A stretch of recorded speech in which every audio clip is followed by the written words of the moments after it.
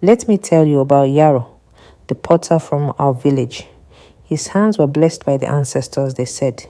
He could shape clay into anything: jugs, bowls, even little figurines of animals that looked so real. You'd think they'd come alive at night. But Yaro's greatest creation was a pot.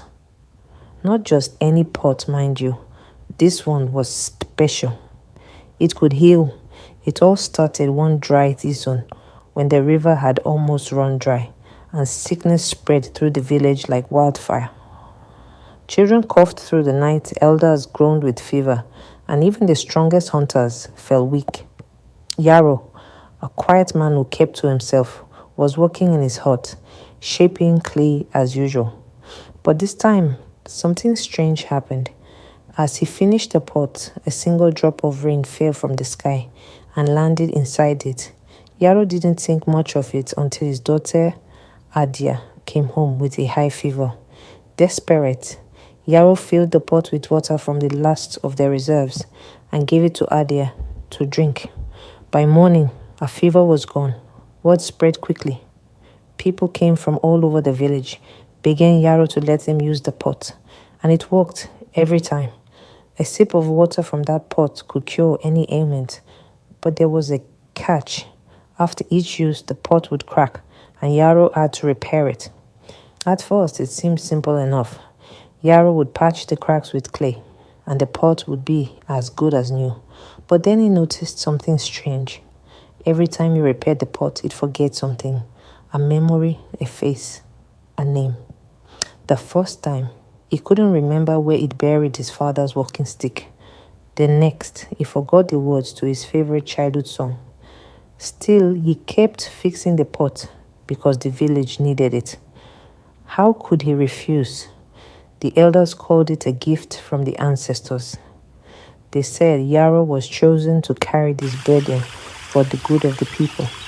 But as the days turned into weeks, Yaro began to change.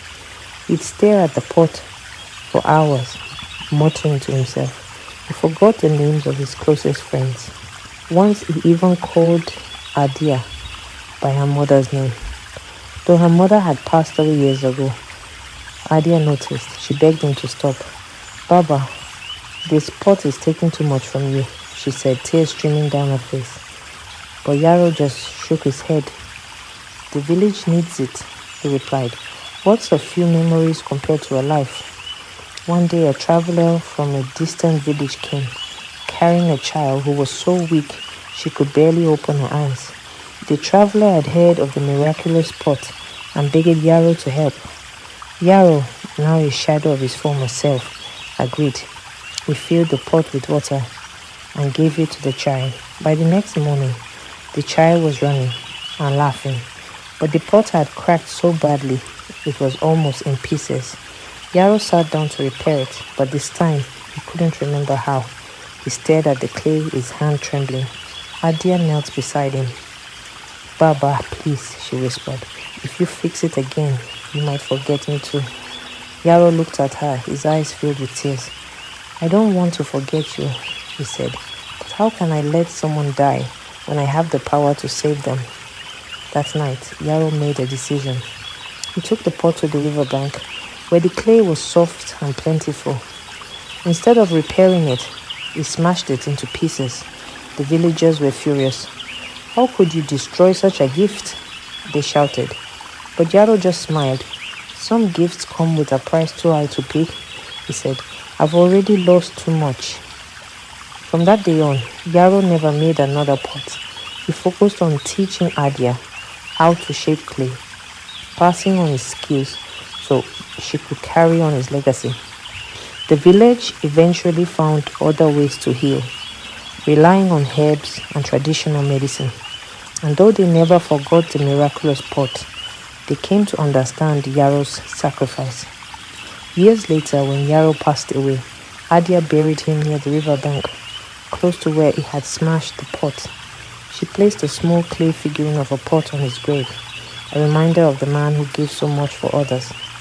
And if you visit that spot today, they say you can still hear the whispers of the river telling Yaro's story.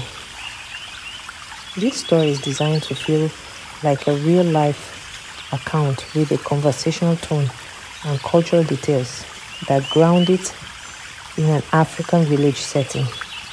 It explores themes of sacrifice, the cost of healing, and the importance of preserving one's identity. Let me know if you'd like to adjust or expand any part of it.